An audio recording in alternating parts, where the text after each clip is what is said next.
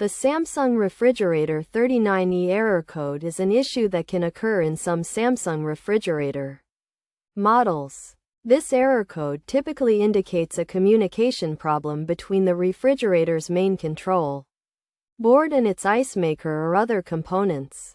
To fix this issue, follow these steps. First, understand the meaning of the error code. The 39E code specifically refers to a failure in the communication between the main control board and the ice maker.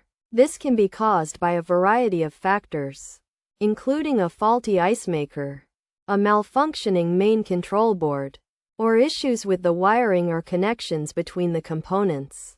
To troubleshoot the issue, start by checking the ice maker for any blockages or issues. Make sure the ice maker is properly aligned and that there are no obstructions in the ice maker's path. Next, check the wiring and connections between the main control board and the ice maker to ensure they are secure and free from damage. If the issue persists, try resetting the refrigerator's main control board. This can often resolve communication issues between the board and other components. To reset the board, unplug the refrigerator from power.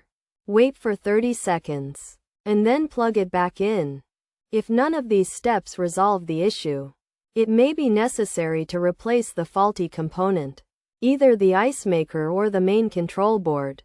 It is recommended to consult a professional appliance repair technician for this step, as it requires specialized knowledge and tools.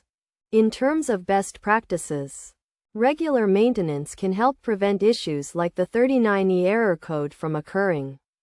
This includes cleaning the ice maker and other components, checking wiring and connections, and ensuring the refrigerator is properly installed and level.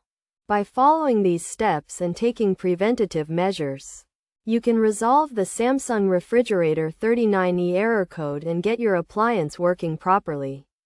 Again, remember to always consult your user manual or contact a professional if you are unsure about any part of the process.